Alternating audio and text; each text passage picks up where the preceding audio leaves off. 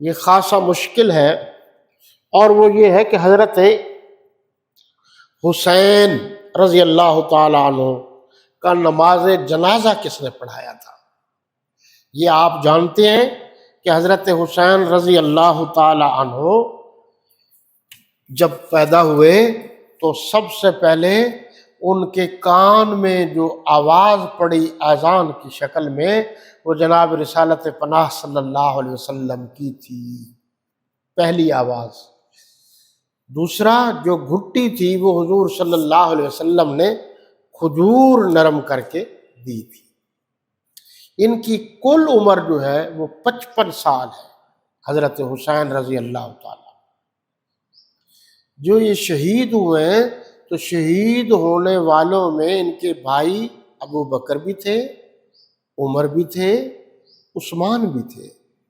ان کے بھتیجے ابو بکر بھی تھے، حضرت حسن کی اولاد، عمر بھی تھے، عثمان بھی تھے۔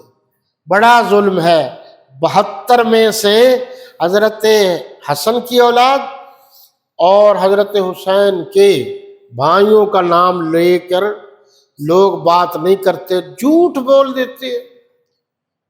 اور یہ اگر آپ تحقیق کریں گے، یہ ایک بات بتا رہا ہوں، غور سے سنیے، تحقیق کریں گے تو آپ یقین کریں گے، اس نتیجے پر پہنچیں گے کہ ان کا سارے کا سارا مذہبی جھوٹ پر مبنی ہے۔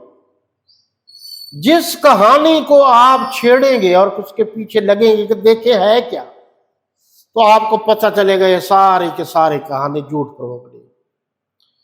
دیکھو جی، کئی روایات ہیں۔ بعض نے کہا عمر بن سعد بن وقاص رضی اللہ تعالی عنہ جو حضور صلی اللہ علیہ وسلم کے ماموزاد بھائی تھے، انہوں نے جنازہ پڑھایا، اور یہ حضرت حسین کے نانا تھے۔ بعض نے کہا اسد قبیلہ جو تھا انہوں نے پڑھایا، کچھ دنوں کے بعد جنازہ ہوا ہے جی 13 کو، 10 کو وقوع ہوا ہے، 13 دن 3 دن جو تاریخ ہے اس کے مطابق کسی کو اجازت نہیں تھی۔ یہ قبیلے والے لوگ اپنے قافلے کے ساتھ گزر رہے تھے کاروبار کے لیے، تو انہوں نے دیکھا تو انہوں نے کچھ جگہ پہ یعنی گڑھا کہہ لیجیے قبر بنا کر ان کو دفن کر دیا۔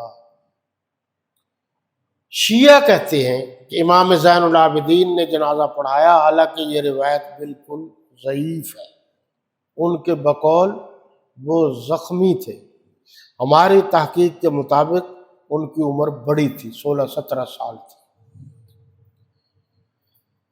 یہ ایک مقام ہے جی غازریہ، وہ قبیلہ بنی اسد تھا، قبیلہ سالبیہ کے لوگ وہاں سے جب گزرے تو انہوں نے نماز جنازہ جو ہے شہداء کربلا کو جمع کیا، نماز جنازہ ادا کی اور دفن کر دیا۔ پھر بعض نے کہا کہ نہیں، دفن کیا، باقی سر مبارک ابن زیاد کے کہنے پر دمشق لے گئے علیحدہ کر کے۔ لیکن امام ابن تیمیہ کی تحقیق یہ ہے کہ جو شخص یہ کہتا ہے کہ حضرت حسین رضی اللہ تعالیٰ عنہ کا سر مبارک علیحدہ کر کر دمشق لے گئے ہیں، وہ جھوٹا ہے، وہ کذاب ہے۔ اس قسم کی کوئی روایت نہیں۔ تو گویا جسد مبارک کربلا میں اور سر مبارک جو دوسری روایت ہے وہ جنت البقیع میں، حضرت عباس اور حضرت بی بی فاطمہ الزہرا کے قبا جو ہے ان کے پاس حضرت حسین رضی اللہ عنہ کا اس روایت کے مطابق یہ سر دفن ہے، اور کہا کہ مدینہ منورہ میں حضرت ابن عباس نے ان کی نماز جنازہ پڑھائی تھی۔ یہ روایات اصولی کافی اور ان کی ہے، شیعہ حضرات کی یہ روایات ہیں، ان میں یہ بات ہے۔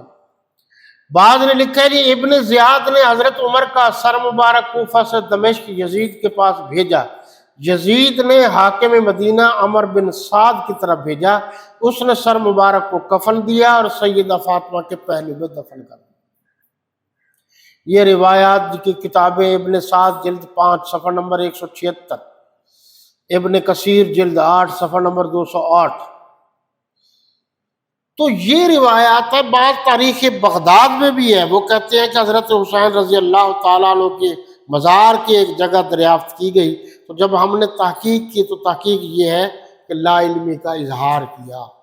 تو سب سے یہ روایات ہے، تو مقام غادریہ غارزیہ کا جو قبیلہ آیا تھا انہوں نے ہی جنازہ پڑھا اور انہوں نے ہی ان کی تدفین کی۔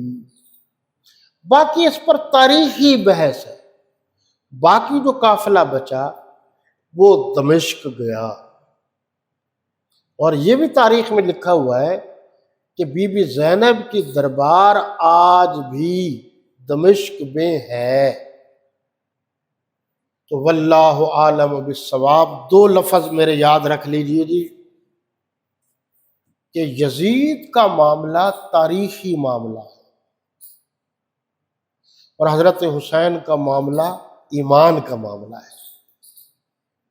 تو حضرت حسین صحابی ہے، یزید صحابی نہیں ہے۔ کسی غیر صحابی کو ہم صحابی کے مقابلے میں نہیں لا سکتے۔ یہ کرتے کیوں ہیں؟ امیر شریعت سید عطا اللہ شاہ بخاری رحمۃ اللہ علیہ کے بڑے بیٹے تھے سید ابو معاویہ ابو ذر بخاری رحمۃ اللہ تعالی علیہ، بڑے مورخ تھے، میری بات چیت بھی ہوتی رہی، آنا جانا بھی تھا۔ وہ عجیب بات فرماتے تھے، وہ کہتے تھے ہمیں یزید کے دفاع کا کوئی شوق نہیں ہے۔ اس بات پر بھی آپ غور کریں، یزید کا نام لے کر دروازہ کراس کر کے سب سے پہلے یزید کے باپ کو شروع ہو جاتے ہیں حضرت امیر معاویہ کے خلاف، پھر ان کے دادا حضرت ابو سفیان کے خلاف، پھر حضرت ابو سفیان کی بیوی اور حضرت امیر معاویہ کی والدہ ماجدہ حضرت ہند، جسے عام طور پر حضرت ہندہ کہتے ہیں، ان کے خلاف ہو جاتے ہیں۔ تو ہم تو یہاں تک صحابہ کرام پر کوئی حرف نہ آئے، ان کے خلاف کوئی بات نہ کرے، ہم صحابہ کا دفاع کرتے ہیں، غیر صحابہ کا دفاع ہمارے ذمے نہیں ہے۔ وما علینا الا البلاغ۔